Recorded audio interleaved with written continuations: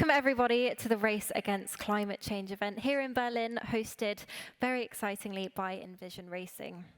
We urgently need to electrify the world. We cannot have a future within 1.5 degrees without the widespread, rapid adoption of electric vehicles.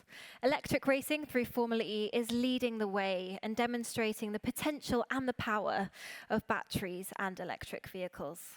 An electric revolution needs access to skills and entrepreneurial solutions from everyone.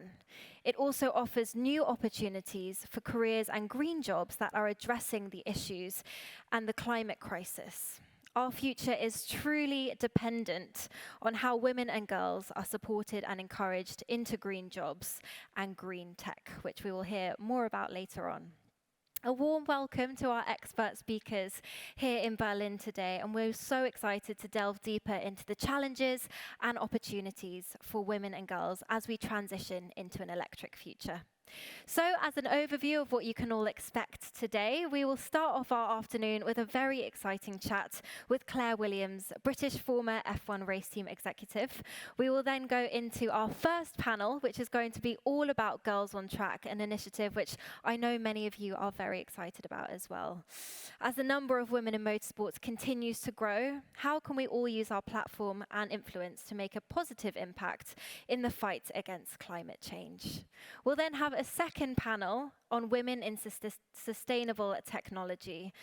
As we know, women are currently underrepresented in a lot of engineering, environmental and technological roles, but we cannot get to net carbon zero without collaboration and the innovation of the women around us. So I'm very excited to hear that, and I'll be handing over to Alexandra Thompson to lead that panel later on. Right, well, we will now hear from a hugely inspirational figure and one of my personal inspirations. Claire Williams is the modernising former leader of the Williams Formula One racing team. You should be able to see her up on the screen behind me shortly. There we go. Claire, thank you so much for joining us. It's lovely to have you. How are you? I'm very well, Good. thank you. I'm going to move out of your way, actually. There we go.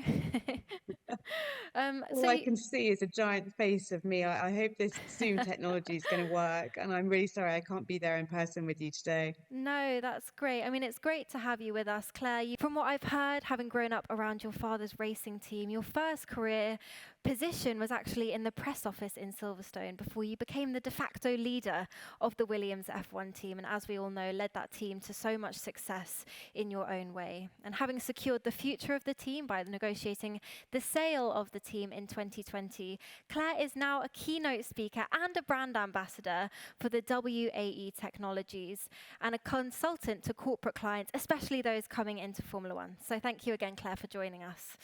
I would love to start by asking you a little bit about your role as a senior female in motorsport, and especially what your role at WAE entails. Absolutely. So thank you for the introduction there.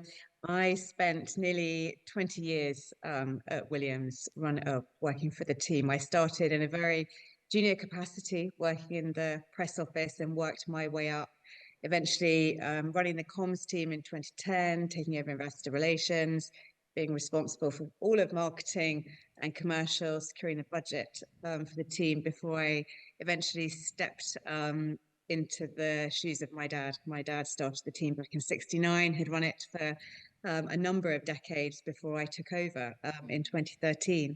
I had some wonderful times running Williams in the early years. My latter years, from about 2018 till we sold the team in 2020, weren't so successful. They were incredibly challenging, incredibly trying, but nonetheless incredibly enjoyable. And my tenure for those 8 years was nothing short of amazing. And I still pinch myself today that I had the opportunity to run a Formula One team. But as you said, we sold the team a couple of years ago. I've taken a little bit of time to rest up. Formula One is a pretty brutal industry. And so it's been quite nice just to take some time out. But I'm now back out there talking about things that are actually really passionate to me. So you mentioned I do some speaking engagements. A lot of those are centered around promoting women in motorsport. That was a real passion point for me while I was running Williams. And then, as you mentioned as well, I've just been announced as a brand ambassador for WAE Technologies, which is actually a business that was started under my tenure at the team, and we grew it into an incredibly successful engineering business, predominantly focused around EV technology. And I'm really proud to be representing that business today. Wow, well, thank you for that. I mean, you mentioned just there promoting women in motorsport, and I know that you're also a Girls on Track ambassador as well. I'd love to talk to you about your experience working with Girls on Track, and I mean, I can see it so clearly, the value that this organization brings, but from your perspective and working within the team, tell me a little bit about that as well and how hopeful you are for the future. So I've actually only just started my role with Girls on Track, and that's come through the association that WAE have with them. So I'm really excited about the journey ahead. And as I said, the promotion of women into engineering, into motorsport as a whole, was a really important part of some of the work that I started doing in my latter years of running Williams. I think just purely through my own experience of working in Formula One as a woman and as one of the most senior women and one of the most high profile, that came with its challenges. And also, I experienced a lot of things as a woman in those senior roles. I learned a lot, and I wanted to not only share my experience, but use my experience to help um, open the pathway, clear the pathway, and make it easier for women coming up through the ranks. Because women in industry, in any industry, but motorsport in particular, face some very serious challenges and some very serious questions that they have to ask themselves if they are to have a successful career in motorsport. So I love talking about that today. It was one of the areas of my work that I was really disappointed that I couldn't continue when I saw the team. But I get to do that through initiatives like Girls on Track. And these kinds of things that support women, promote women, and provide a platform for them to succeed in the sport can only be a really positive thing. I mean, they didn't exist when I started my career in Formula One, in motorsport as a whole. And I think one of the most important things about Girls on Track is that it looks at the whole aspect of motorsport. It isn't solely a project, an initiative focused on finding the next driver, finding the next pilot. There are a lot of those initiatives. There have been for a while.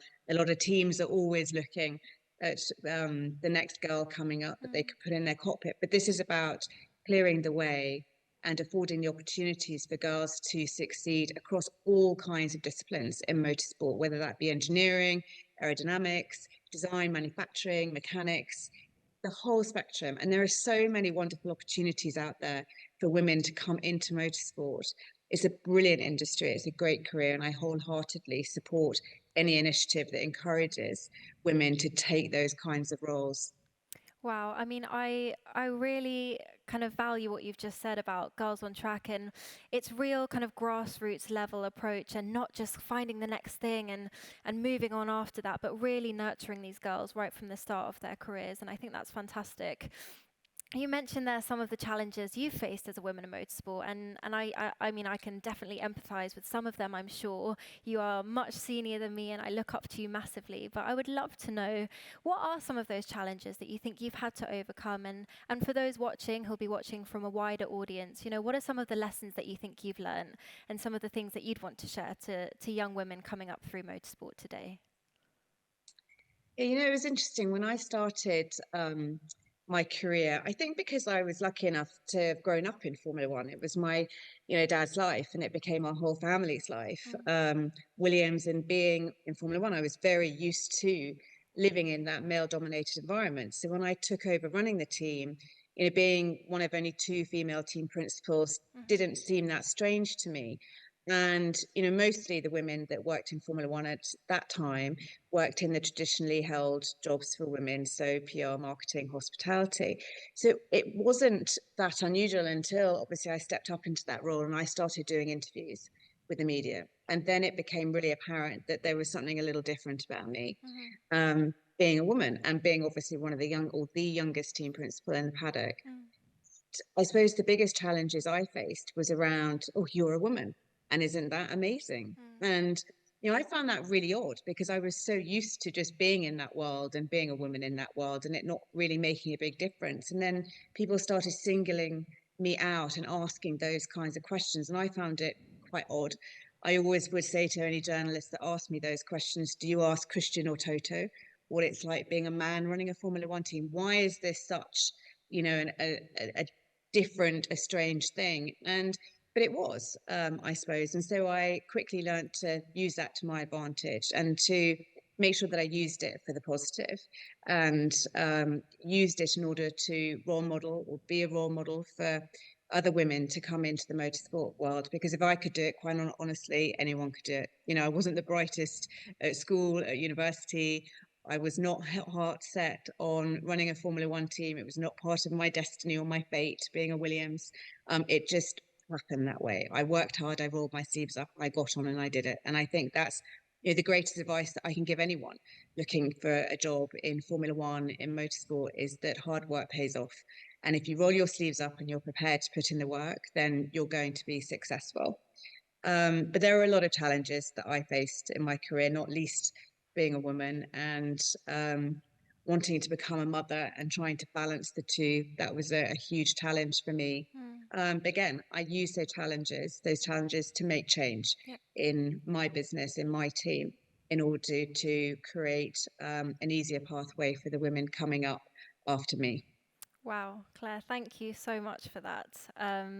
I mean, it's very exciting looking to the future, looking to new opportunities for women in motorsport. And I think one of those kind of areas that we can really pinpoint is in Formula E. And I'd love to get your thoughts on how you think Formula E is opening up new doors for women and opportunities for women in racing as well. I think all areas of motorsport now are really looking at the female element. And you talked earlier in your intro speech about how climate change and the crisis that we're facing at the moment has to be addressed by everybody. And it is the same in motorsport. If motorsport is to survive, if it's to thrive, then it needs to make sure that it's engaging and encouraging the next generation coming through. And that can be across a wide range of areas, whether that be the fan base or whether that be the next generation coming in and working in it. And as an example, when I was at Williams, one of our biggest challenges was attracting engineers into our team. And I knew that it was a wider problem across the industry as a whole. And obviously those jobs had been traditionally held by men, but we were only targeting men in schools, in universities, and that's why the majority of our applicants were from men. And we quickly realized we cannot not be talking to male and females when we're going out and trying to promote our roles in schools and tertiary education levels. So it was something that we really focused on as a business in Williams to make sure that we could encourage and inspire the next generation. And I think the same applies these days across all disciplines in motorsport, across all series. And I think Formula E is a great platform for the next generation to come up and work in. Obviously, it's a platform that inspires because of its sustainability credentials. And I think that really talks to the next generation and is so important for the next generation.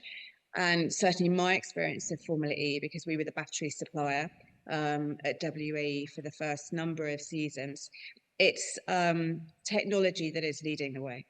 And it is a really fascinating and exciting technology to work in and to be a part of. Wow, I think you're so right. It's getting interest in motorsport and that belief that, young kids, young girls and boys can work in motorsport right from that young age. So that's really interesting to hear. And I think what you just said there about Formula E leading the way and that cutting edge technology that we see, I'd love to ask you as my last question about how you think the sports platform really can be used to raise the profile of the climate crisis that we're facing and how the sport can help from within, but also fans of Formula E and any initiatives that you think are kind of leading the way in that area. Yeah, I think that, I think if you'd have said to any team principal 2 decades ago, if you'd have said to my dad, a race car could be run off a battery, I think he would have probably fallen out his wheelchair, quite honestly. But the very fact that a whole championship now is raced by cars that run this battery technology is really quite extraordinary, Yeah. and it is groundbreaking. And any sport can always operate as a platform, but I think knowing Formula E in the way that I do, it really uses its platform in order to send those really important messages. You know, I have children and I worry about their future based on where we are as a world with the issues that we're facing when it comes to the climate crisis. And, you know, Formula E using its platform in the way that it does is so powerful and needs to continue to do so. And, you know, when I was leaving Formula One, sustainability and all the issues around that was certainly something that Formula One as a sport was massively engaging with, not only to be responsible for its own needs, but also in order to send those powerful messages out to the world. And I think that's where motorsport can really play a powerful part. It does it and has done it for many, many years, and it should continue to do so. Claire, thank you so much for your time today. It has been such an honour to chat with you, and I'm sure we'll see you at a Formula E track very soon. But for now, Claire Williams, thank you so much. Thank you. Thank you for having me. Enjoy the rest of your conference. Thank you. Thanks, Claire. Thank you. Now on to our first panel of the day. We know that motorsport is one of the few sporting activities in which men and women can compete alongside each other on equal terms. And in recent years, the number of women involved across all sectors of motorsport has increased, which is very, very exciting. So I'd like to welcome our first panel. This is going to be all about girls on track, and we've got 3 very special guests for you all. So I'll start by introducing Sophia Flörsch. Sophia is a race car driver with PHM Racing by Charouz. She started karting when she was only 4 years old and won many German and international kart races and championships. Often with the title Youngest Winner and Only Girl, in 2015, she switched to car racing. Aside from having 1 million followers on social media, in 2023, Sophia was also accepted by the Alpine Race Her program. Sophia is an ambassador for the FIA Women in Motorsport and the Wings for Life Foundation, and she is the protagonist of a documentary on ARD and ZDF. RTL and RTL2 are producing a 90-minute documentary called Race Girl, which will first be broadcast in Q3 in 2023. I'm so honoured to have Sophia. I'm going to welcome her on stage now. Sophia, it's great to have you. Thank you. Hello, how are you? Would you like to take a seat? Lovely stuff.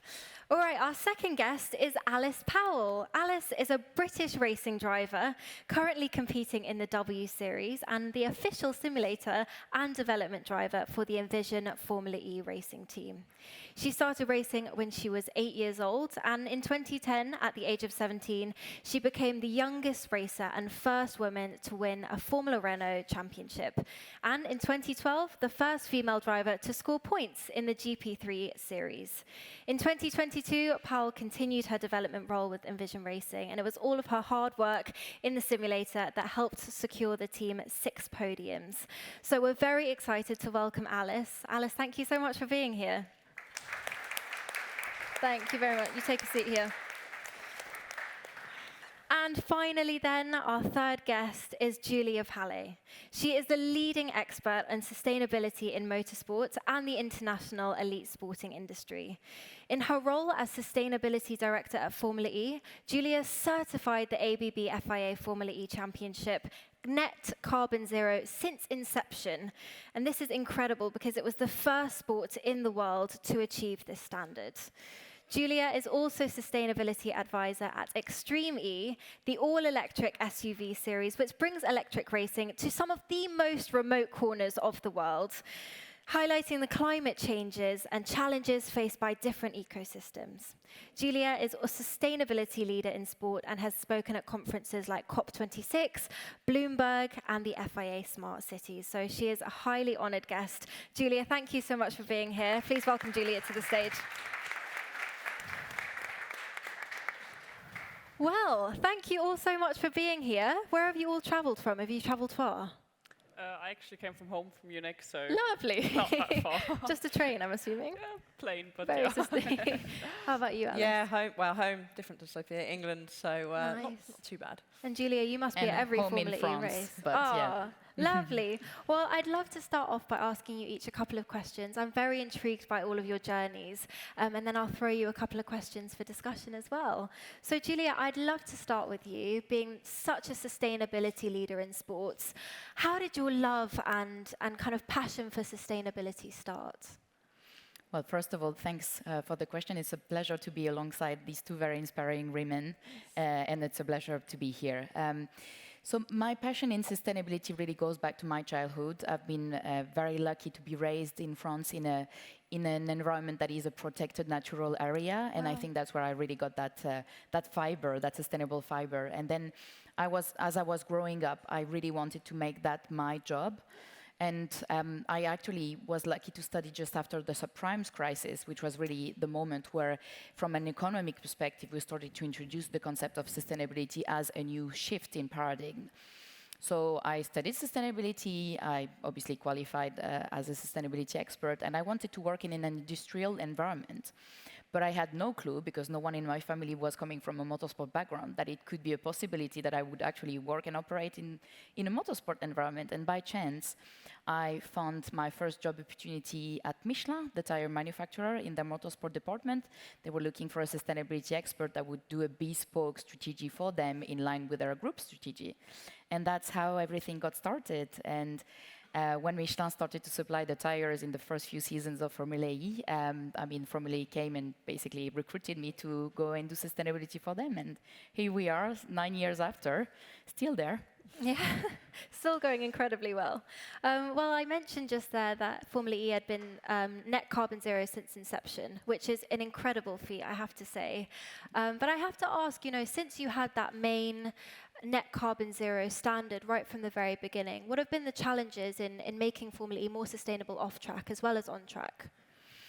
Well, I think the first thing is to create a culture for sustainability, and I think that's something that we share very strongly with Envision, which has a great leadership and a really good understanding of the importance of sustainability culturally within their team. So that has been really probably like the first couple of years of my work within Formula E to embed sustainability in everything that we were doing. And before we actually got certified net zero carbon, we got certified as Sustainable Events Management System, which is the international standard for that.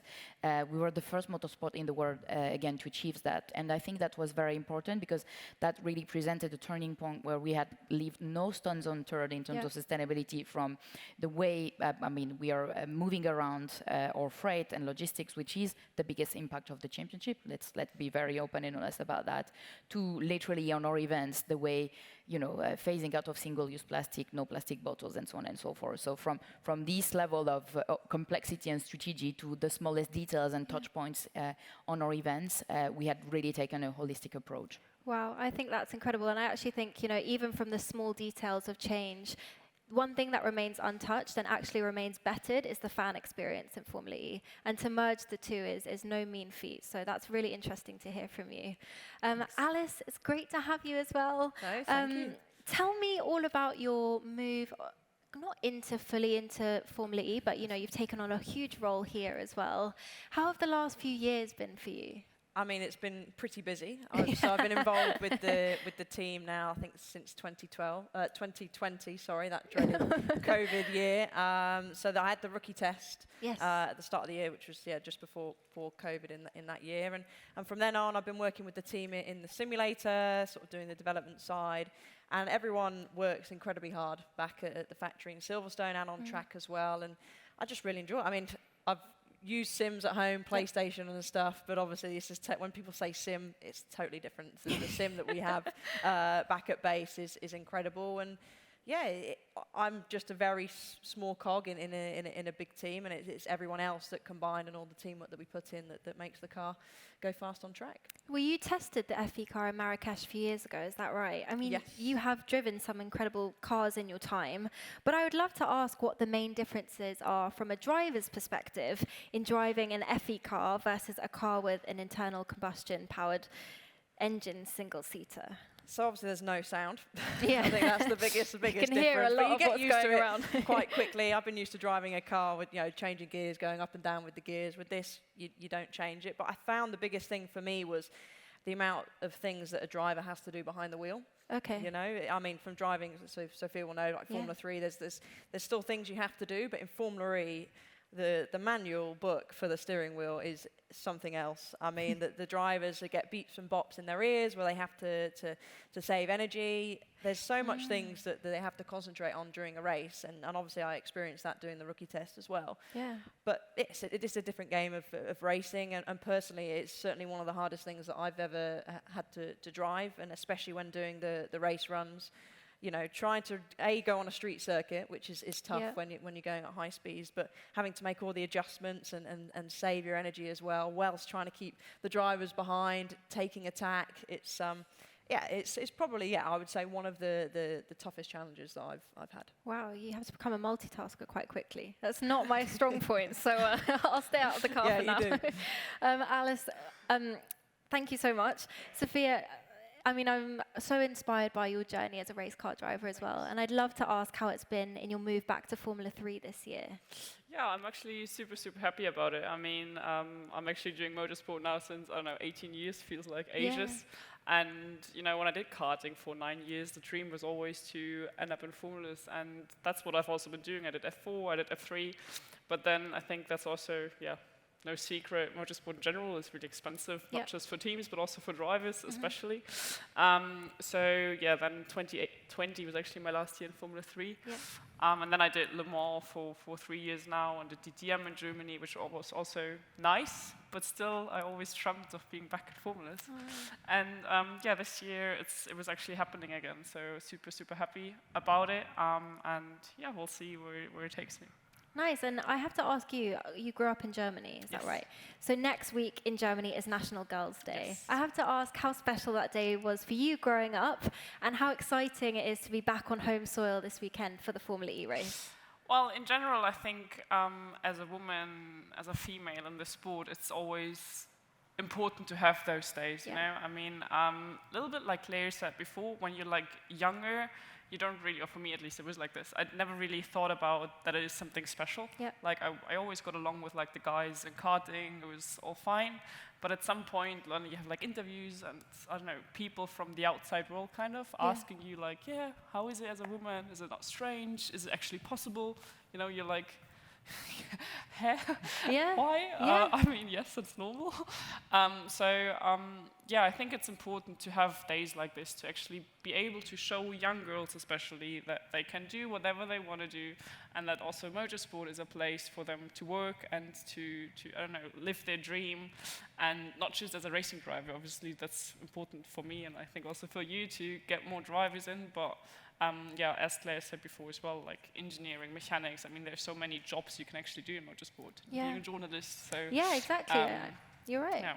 No, I think that's exactly it. I think, you know, we talk so much about bringing more women into motorsport, but actually seeing you three just championing your fields is inspiration more than anything. And I think what's exciting about being here this weekend is the opportunities that electric racing present to women in motorsports. And I'd love to ask, you know, your thoughts, all three of you, on how you think electric racing can start to bring more women into motorsport, both on and off track.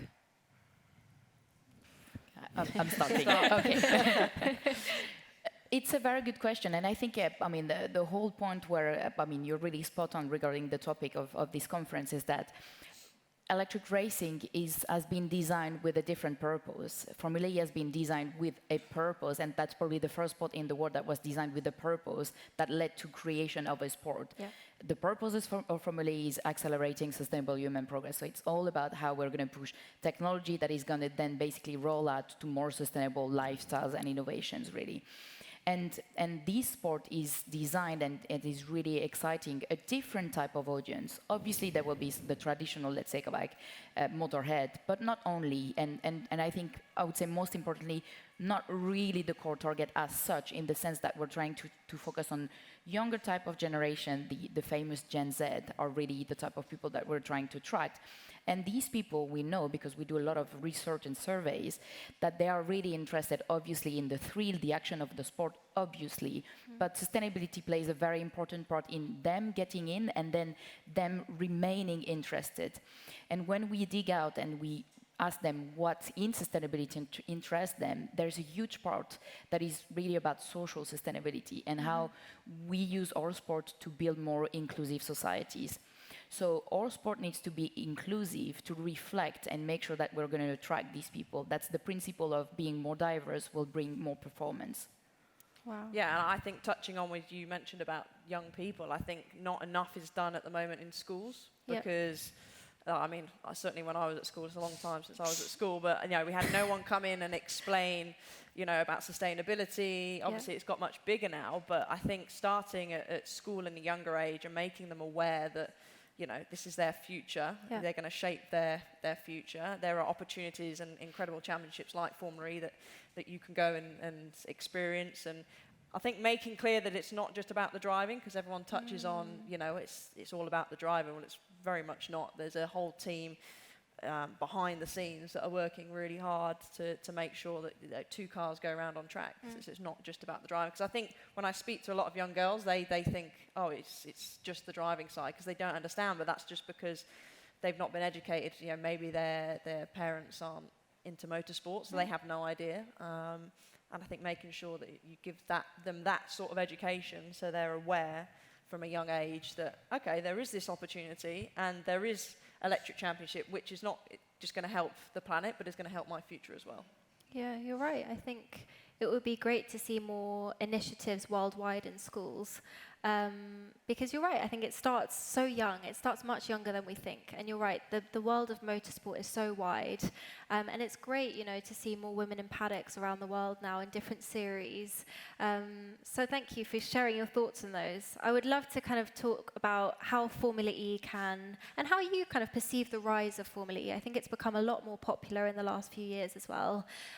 You know, series like They're Unplugged, which for those of you who haven't seen it is similar to a kind of behind-the-scenes docu-series on Formula E, which is fantastic. But how do you think the series itself can really kind of promote this climate change crisis and how we can be helping it as well, you know, from an inside perspective as well? Well, obviously, using motorsport, I mean, has two benefits. We develop and improve the technology, but also we use our platform, because motorsport ultimately is a fantastic marketing platform and showcase. And we do that to actually really, I mean, send a strong message to our audience about sustainability, about EV technology, about the fact that they have a key role to play also in adopting those technologies, you know, on the streets. So that's really how we always tend to say that Formula E is about racing in reason and showcasing that they can powerfully coexist, that there's no compromise. And I think that obviously, like, sometimes you always need to do a compromise, because that's the reality. Even in sustainability, you always have to compromise it between the environmental, the social, and the economic aspects. But ultimately, I think that's where the series has really managed to showcase that you can deliver the best, the most exciting, the best thrilling entertainment on track, while being, at the top of what you can deliver in terms of sustainability in events, in terms of leadership, and so on and so forth.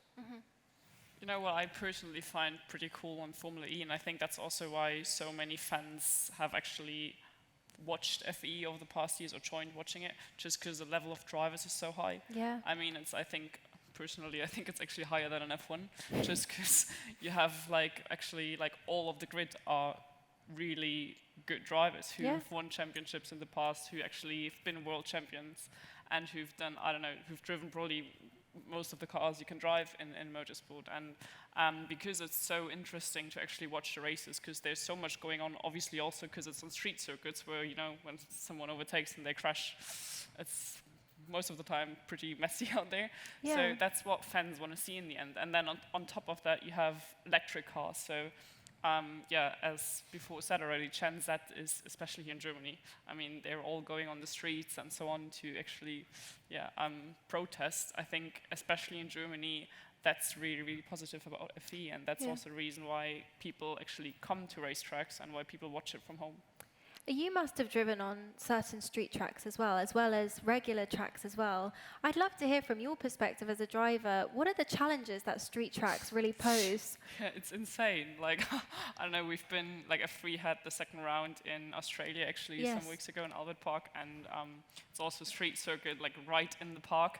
And it's insane. I mean, I've done Macau, and I'm gonna do Monaco this year as well. And Wow. it's just like, I don't know, you're so quick, and you're normally on tracks, I don't know, if you go over the limit, you know, okay, there might be like, I don't know, a gravel pad, or you could go long or whatever. That's no issue. But here you actually know there's a wall and or two walls on both sides. So you're just gonna end up there. It's gonna not be so good for the car. So it's a lot more challenging. You have to be a lot more focused, and to actually get to the limit is more difficult, just because you know if you do a mistake, it probably won't end good. Yes. I mean, Australia did look very fun, though. Am I right in thinking? It was amazing. I mean, especially Albert Park, it's super quick. It's insane, and that's the challenging part about street circuits, you know. And FE just goes to street circuits, so yeah, and also for fans to actually get there, you know, they don't have to drive out of a city or somewhere. They're just in the city, like here at the airport, actually, or the old airport.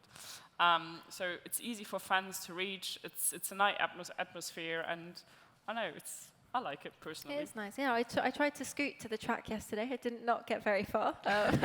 There may have been an Uber halfway, but no, you're right. I mean, Julia, I'd love to ask you, you race in so many different cities, and you have done for a few years now, but were there any cities that were particularly difficult to kind of get on board with building a racetrack around in those early years? I would say, honestly, it's always quite difficult because of the nature of the fact that we race in temporary locations. We have to build the track from scratch. But yeah, so it's quite difficult. But I think what is also interesting and important is that we have always a very strong collaboration with public authorities that support us, because they want us to really enable them fast forward their agenda in terms of sustainability and mobility in general. And I mean, it's funny because I was discussing with World Bank, and they were saying, you know, traditionally a mayor is going to use, as an incentive to push their citizens to drive electric. They're going to buy an electric bus, do a lap in the city, and that's it.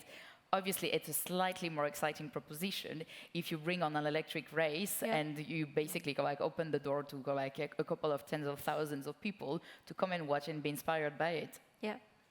Wow. And I mean, lastly, just to finish up, Alice, I'd love to hear your plans in Formula E this season and how you're going to continue to support the team. You mentioned there the very sounds very difficult simulator work that you're going to be doing, but I'd love to understand a bit more about how that all works and how the data is so crucial for those who may not know to what then becomes, you know, the finished product out on track. Yeah, so the stuff that we do back at Silverstone, you know, track time is very limited in Formula E. Yeah. It's a very compressed race weekend. They don't, you know, they can't just cart the cars off and go testing somewhere. So using the sim and gathering as much data as possible, and trying to, you know, put all the setups, the engineers play a huge part as well into the simulator to try and make it as real life as possible, but also trying to develop the car on the simulator, so that when you come to the track, you know, you're not having to spend the short practice sessions, you know, with FP1 and FP2 to try and develop the car, and then because then you're straight into qualifying, because it's all basically compressed into a day and a half. So I'll be back flying back to the UK, back in the simulator, and we'll be working hard. But like I said, the guys and girls back at the workshop, they do the hard work. I just sit in it and drive it. Not quite, I don't think. But you're right. I mean, race weekends already go like that. And then with such a kind of compressed schedule, it's even more exciting. But you kind of think, I thought it was Thursday yesterday, and it's already Sunday night. So but it's a good feeling. It's a good feeling. Well, just to end, I mean, I'd love to ask all three of you about how hopeful you are for the future of women in motorsport, and what aspirations you'd like to see in the next few years in our industry. Well, for me personally, I think I started like with karting 18 years ago, and when I go on a karting track now, or actually last year I was on a karting race in Portimao, an international karting race, and there were not so many, but for me, so many girls, like compared to when I started, and I think there is already a change. I think, like, just talking about like the racing driver side now, I think there are more girls actually getting into the sport. Still, obviously, it's a really small numbers compared to the guys around the world, but it is changing. And I think we all drivers and like women in the sport, we try to really encourage girls, but I think most important actually the parents, because in the end it's always parents kind of leading the kids, I think, into sports. Like, I don't know, for me as well, when I was 4, I didn't know what karting was. It was my dad bringing me to a karting track, and I sat in the kart and I enjoyed it, you know? And I think that's similar, like also, I don't know, as a kid you don't start having the idea like with 3, oh, I want to play tennis now. No, it's normally your parents. So I think it's also the parents' heads which need to change, that it is possible for a woman to do that sport, to work in that sport, and that it is something normal, you know? And I have so many girls and young women, let's say, coming towards me, asking me with like 18 years that they want to be a racing driver and how they should start. And I'm like, you're too old, kind of, you know? But it is the truth. I mean, if you look in like Formula E, Formula 1, I don't know, DTM, whatever, call it a series, it's everywhere the same. You start like at a very, very young age. So when you're 18, it's too late. And it hurts me so much because I'm like, oh, I want to help you. But no, you're right. I mean, it's crazy. When I hear about, you know, you all starting karting at 4 years old, I would be in the car, like, crying my eyes out, too scared to go around. So I have massive respect for you there. But in the end, it's positive to see, actually, that there is more girls, women getting in touch with that sport and getting, I don't know, emotional, that they like it and so on, and that they actually also come to racetracks. So, I just hope that when I'm like a granny watching F1 or FE, whatever it is, there's as many women as men in the car, but also off track, obviously. Yeah. No, I mean, echo basically what Sophia said. I also went to a kart track in the UK the other week, and there was, like, I couldn't believe the amount of young girls that had race suits on. It's compared to when I was back karting, there was probably me and like 3 others that had suits on. And I agree, it is starting with the parents and sort of not saying, oh, well, you can't do that because that's for boys, because obviously that's definitely not true. It doesn't matter if you're male or female, you can go and participate. And I think making it aware, and that's where Girls on Track is really good as well, that it's not just about the driving. There's so many different things behind the scenes that make a huge difference to the car going on track, whether it be Formula E or any other category. And I think that's the one, because I get quite a few young girls saying, well, I don't know if I want to drive. And I said, well, there's so many other things that you can do. It's not just, if you go-karting and you don't enjoy it, there's engineering, the mechanical side. Those are all really, really key to making a car go on track. Yeah. Yeah, I mean, I obviously go back completely second all that has been said. I think it's also very much about the role models. Obviously, seeing that there are some women, girls, whatever, that are actually doing something that you find super inspiring. I remember one of the latest Girls on Track events that we did in London. We actually had our chief media officer, Arti Dabas, that is coming from Indian family and origins, and we had recruited girls, coming from a wide range of family backgrounds. And some of the little girls came to her and said, it's so inspiring to see that actually an Indian woman can have such an important role in like a top series, world championship. And to me, that's how you break those barriers, because you show them that it's actually possible. Probably our team must have had that 10 times harder to get there than like those girls will have tomorrow. And that's fantastic, because now they know it's possible. And we are obviously trying, all of us, to try and open the doors and make sure that they see that there are women here, that those women are here to support, are trying to pass on the advices, even if sometimes a bit too late. But that's it. It's really how, we've been evolving, and I think that we have the right things in place and in motion to get there. Wow, I mean, all those insights, I have 3 takeaways that I'd love to share with you all, which is that, we need more relatable role models in motorsport, and we have them, and that kind of brings me to my second point, which is there is progress being made, and that's so exciting to see and so promising to see, and of course more needs to be done. And I think it kind of, it sometimes takes an opportunity being gifted to you and grabbing that by the horns, and that's why I'm so excited about Girls on Track, because it's giving so many of those girls that break that they need, and so that's really, really amazing to hear. So thank you all so much for being here on this panel. I'm sure you've all enjoyed it. So thank you to our 3 guests. It's been an honor to have you. Thank you. Thank you.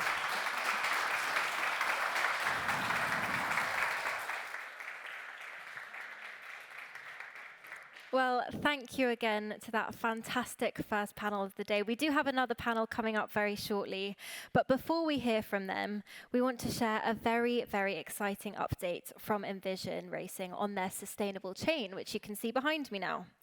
It's Earth Day next weekend, and to celebrate, Envision have launched a special video for their fan engagement program, The Sustainable Chain. The program empowers fans and their communities to make green pledges and drive climate action. With every pledge made, a tree is planted in Madagascar through Envision's charity partner, Eden Reforestation Projects. So let's take a look. For this Earth Day, we celebrate all those who are taking steps to tackle climate change. Thank you for taking the climate pledge. It gives me great hope to know that thousands of you are planting a tree with me. This pledge costs nothing, and it's super easy to take. Hi, my name is Marina, and I'm supporting the race against climate change. My name is Vika, and I'm supporting the race against climate change by pledging not to eat meat. Taking this pledge will help Aidan and Envision Racing to make a change in favor of our planet. I choose to take care of electricity, but there's a lot of options you can take. If I want to go to a place that is close to my house, I use my bike to not use the car. And always remember that with a few small actions, we can make a big change. Over 165,000 pledges have already been made from individuals all over the world. One of the many commitments that I made for Help the Planet for climate change was becoming a vegetarian and make my diet based on eating fruits, vegetables, and food that don't involve animals. Y estoy apoyando la carrera contra el cambio climático reciclando materiales como el papel, el plástico y el cartón. Pues bueno, una de las formas más creativas que encontré para esto es reutilizar materiales para hacer distintas manualidades. Hace aproximadamente un poco más de un año tomé la decisión de empezar a dejar de comer carne. How do I contribute to the planet with a climate pledge? If it is energy switch, we can turn off the lights that we are using. If it is meat consumption, we can stop eating meat. For every pledge, a mangrove tree is planted. In order to plant a free tree, you then start doing something which is positively impacting the planet. You don't have to be a saint, you just have to be doing something. These everyday heroes are doing their part, and we can all follow their example. I know that change is never easy, but I'm convinced that if we all work together, we can make a real difference. So join them and take a pledge today. Together we can win the race against climate change.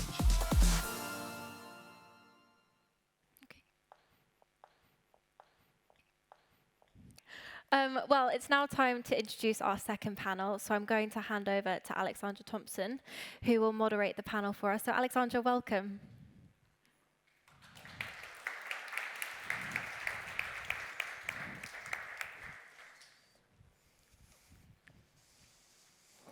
Good afternoon, everybody. My name is Alexandra Thompson. I am an assistant news editor at New Scientist, which, if you don't know, that's the biggest weekly science publication in the world.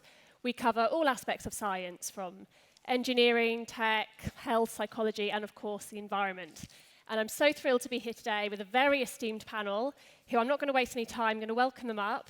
So we've got Maria Lazci, who is a sustainability officer at Tejan, and we've got Eva Maria Keersieper, who is the Public Policy Director of Sustainability at Meta. Please give them a round of applause.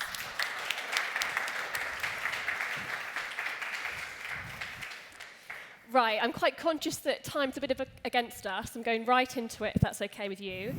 So, how did you both just briefly explain how you secured your current positions in sustainable tech? So, any qualifications you may have, or just your career trajectory that resulted in you being in this position. So, Maria. Oh. So, well, thanks for the question and for having me here this weekend. For me, actually, fun fact, I have bachelor in engineering, in oil and gas engineering. However, after 4 years of my engineering, I decided that I should get more knowledge in environmental science because sustainability at that point was starting to get more important for me. So I chose to go for my master's in energy and environmental science.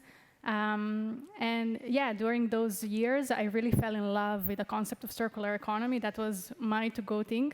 And yeah, I just try to work as much as possible to get the best out of it during those 2 years. And naturally, when I graduated, I started looking for a job. And I look into companies that have the circular ambition, but also that share the same passion for circular economy that I have. And this is where Tejin and I clicked.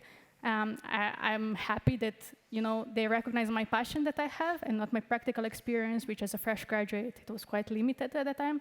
And because now I get to work in a job that is highly technical, innovative, and sustainable at the same time. So I think for me, more than just having all the education and hard work, it's also about the passion and actual genuine interest to change the world.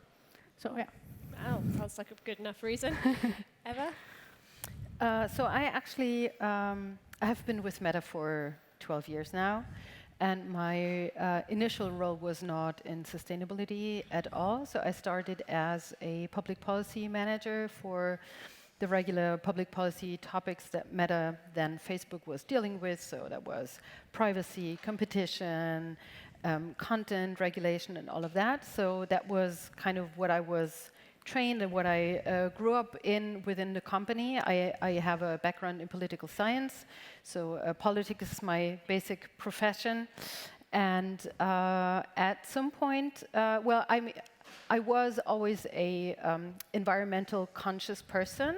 I was raised like with saving water and switching off the light when leaving the room, etc. But and of course there was always some sort of knowing around the challenges with nature and what was then called global warming, which is now the climate crisis. So I was aware of the challenges that the planet was under, but I kind of also positively hoped for others to solve for the crisis. And I kind of calmed myself with knowing, yes, technology will help and politics will take the right decision. So I didn't really feel like this was something that was really at the core of me and my personal life. And that dramatically changed with growing understanding. And actually, I have to be very frankly with the Fridays for Future, who really started creating much deeper understanding with me that this is not okay and that we cannot just continue. And I started adapting this knowledge to me and my personal life. And I really had this one moment when I was actually on the plane flying over Iceland or Greenland, seeing this beautiful landscape from above, when actually it happened what Greta was saying, I want you to panic. I started panicking. I was like, oh my God, this like, it's what I call my personal tipping point. And I really realized, no, this can't be it. I have to get off this plane. I have to go and do something different. And when I was back from that trip, I spoke to my manager. I started thinking about, like, there must be something that I can do at Meta that relates to sustainability and addressing the climate crisis. And I put some thought into what this could look like, went to my manager, explained to him that I really think that we have levers that we can pull as a company that we should also bring to the table when speaking to policymakers, and had a number of conversations, and finally my manager agreed that this was actually a job to be created, and then after like 1.5 years of some groundwork, I moved into that role, which I'm now holding since about 2 years. Goodness, gosh, how inspiring. So really innovative and making it happen. I mean, speaking of inspiration, we've addressed that, Girls' Day is approaching here in Germany. What do you feel we can do to inspire and engage women and young girls in pursuing careers in sustainable tech? Well, I think for me, the most important is to have the role models in the industry. And I'm saying this because this was not always the case during my engineering studies. I often felt like there is no really space for me once I finished university. However, I think that I'm glad to say that I think that things are slightly improving. Nowadays, we have all these young females, as you said, Greta Thunberg with her Fridays for Future movement, but also many women from Global South, such as Vanessa Nakate from Uganda. And when I look at the business side, I think we can all agree there are more and more female powerful chief sustainability officer, such as Kate Brown from Google, for example, but also here in Europe, we have Lisa Ekstrand from Vestas that do amazing job. And this really matters to me personally because I can connect with it, I can resonate with it enough to be able to say, hey, you know, my ambition is to one day be the CSO as well. And this, of course, goes for any female founder of green tech startups or just in general, any woman involved in sustainability nowadays. And at Agin, we have many women that are involved with life cycle assessments, with environmental data and disclosure, etc. So I think it's very important for these women that are now leading the sustainability efforts of their companies to understand how much impact they have on young talent and try to find a way to be as close as possible to them and just to inspire. I mean, Eva, would you agree? Who would you say your role models have been in this space? Yeah, so I do look to a lot of people. Definitely people like Greta Thunberg in Germany. We have Luisa Neubauer. She's fantastic, doing a really good job, like banging and just not stopping, raising awareness, and also a certain type of aggression, which I think you kind of need to be heard. But there are also some very strong female scientists, Claudia Kempfert, also German scientist, but also global scientists. So I do actually try to listen and hear from as many people as possible. I also think, for example, the UN General Secretary, he's a fantastic voice in all of this. I really love also the rigor with which he really calls for change and calls upon policymakers and does not stop to call for that. And that's kind of what inspires me, is when people have that determination and when they really know, like, if I stop, then things will probably slow down. Like, they know that every voice matters and that their passion and determination makes a difference. And that's, I try to listen to them, I try to learn from them, and when possible, also try to support them.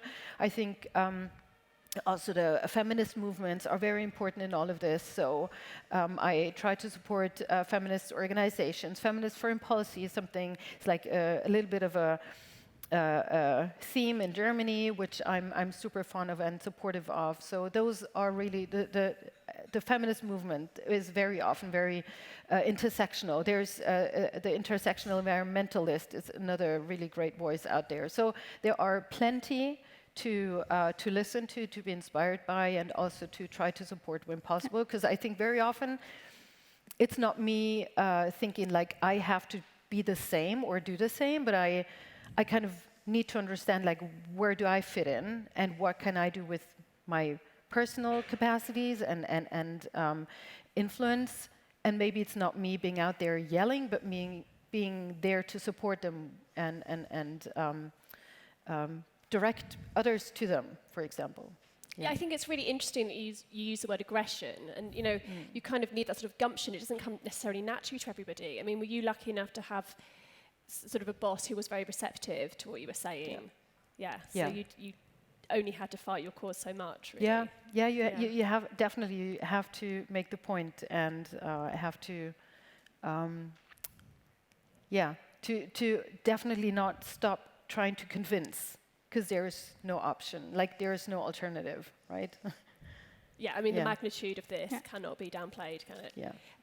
So, I mean, the role of women in achieving net zero and all of the other climate change goals, I mean, that also can't be understated. I mean, how passionately do you feel about the role of women in achieving this change?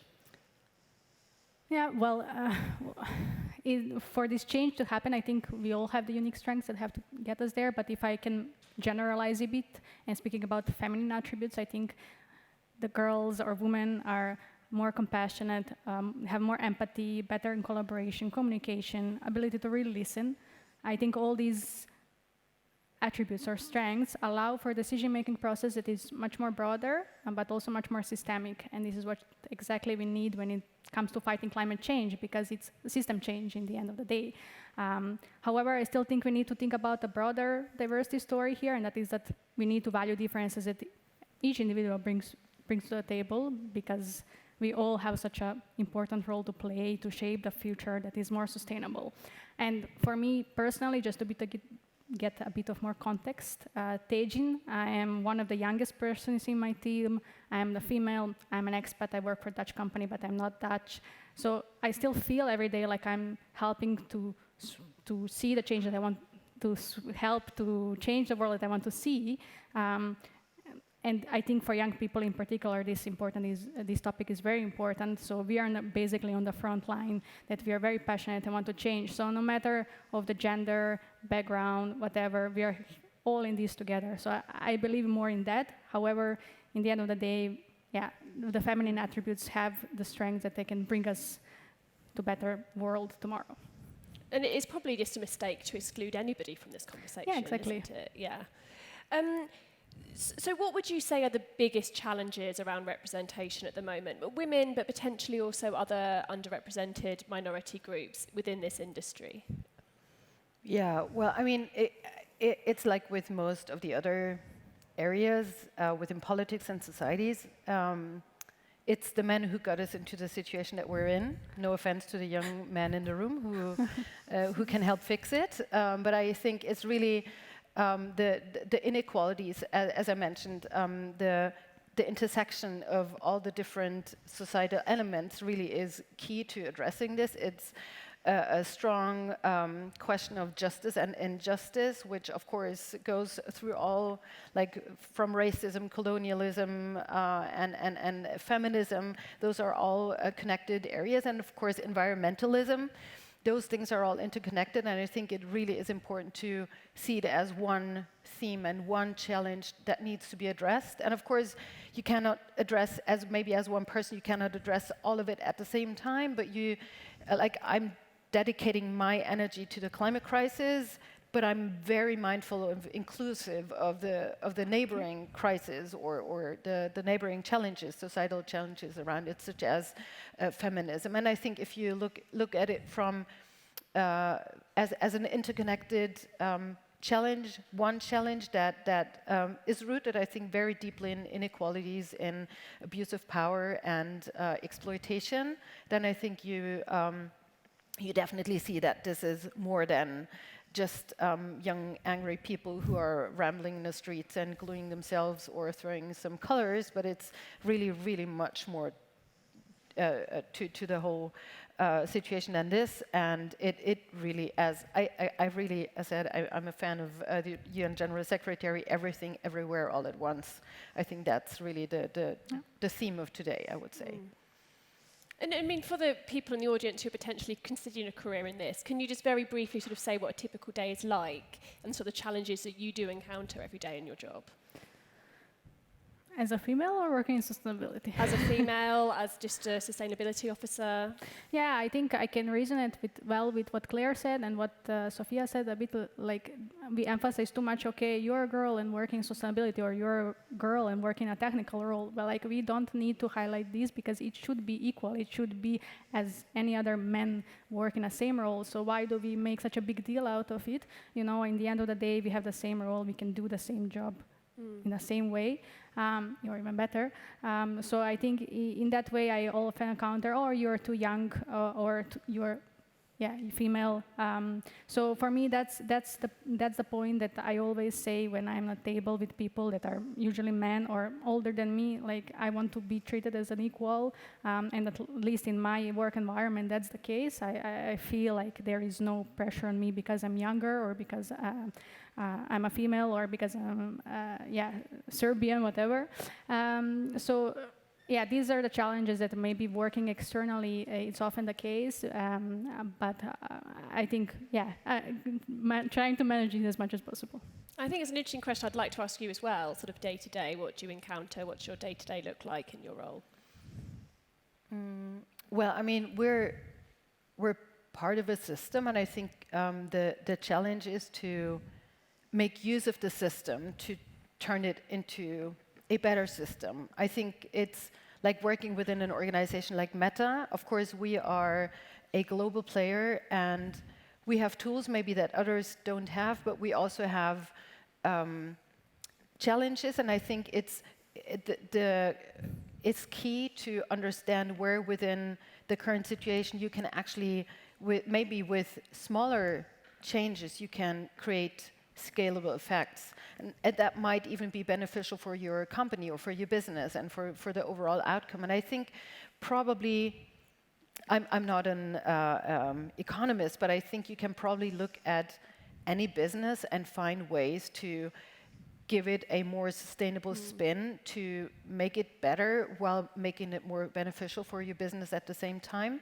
So I think this challenge of making use of what you have and turning it and kind of questioning whether there's maybe an even better way to make use of your power and use of your tools to change it for, or to use them for a better outcome. I think that's a huge challenge to get to that openness and to get to a point where decision makers really understand that there's something to win for all of us. And what, sort of slightly finishing on a more optimistic note, what are you most excited about in sustainable tech in the near future, say the next 5 to 10 years? Maria, do you want to take that? Well, personally, because I work in circular economy, I am most excited to see the transition to renewable and recycled raw materials. I think personally, for me, that's a game changer, especially in a chemical industry, to achieve full decarbonization. For Teijin in particular, that means that we need to start introducing technology that allow us to produce bio-based raw materials at a certain scale, but also advance our recycling technologies to process end-of-life material. And I'm very excited to see which partnerships will come out from this, because Teijin, but I think that many companies are in a similar challenge now, that we cannot do this on our own. We need to rely on our upstream and downstream partners, but also just third parties to completely transition to sustainable operations.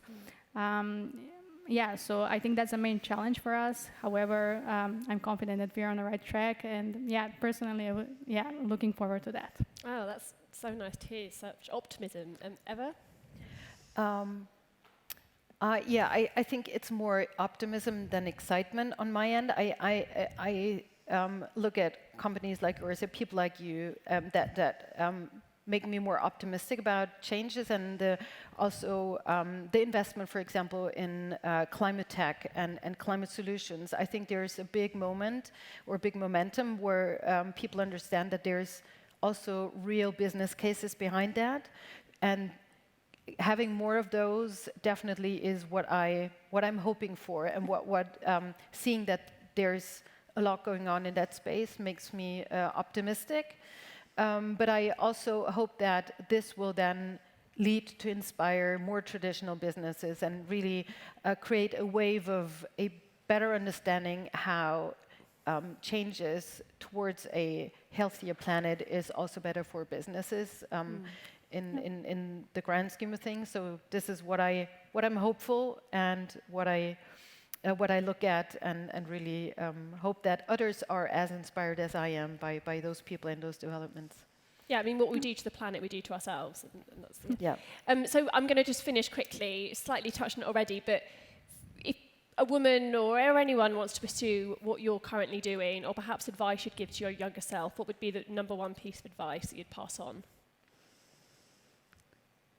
Well, advice, I'm generally not someone who gives advice. I can speak to my experience, but that doesn't necessarily mean that it works for others. But I feel that people can question where within the situation that they sit, asking themselves, is there anything that I can do? And they might very often find something. Maybe it's something small, maybe it's just a small idea, just a spark that starts getting you to think, yes, and even me in this tiny situation, if I make this could make a difference, and it might actually create a chain reaction. And just not necessarily thinking I can't do anything, or only at small steps. I think every big step has started with a small step. So that's what I really think. Don't feel that you're too small to change, but just give it a try. And there's nothing wrong with failing, but it's definitely wrong to not even try. Yeah, great advice. Yeah, I like that, especially when it comes to climate change. it's very difficult to see the progress and results on a short-term basis. That's a long systemic change. So to see actual results, it takes time. So I would also say be patient. It will come. And just try to do what drives you and what you're passionate about, and that it eventually be a success. Yeah, that's great, and so fitting for Girls' Day approaching as well. Right, thank you for your attention. Thank you so much for your Thanks for having us here.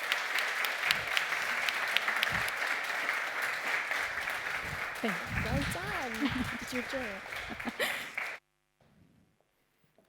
Wow. Well, thank you so much for that. That was such incredible insight, very different to our first panel, and you know, learning about an area that I'm still, you know, very interested in and learning about as well. So I hope you all enjoyed that, and thank you again to our speakers and to Alexandra as well. Well, that's all we have time for today. Thank you so much for joining us. I hope you've enjoyed the afternoon. There's been some incredible speakers, some great insights into the world of racing and technology, science, and I hope I'll be seeing lots of you at the Berlin E-Prix tomorrow and for the rest of the weekend. So enjoy your evenings, and thank you so much for being here. Thank you to Envision as well. Thank you.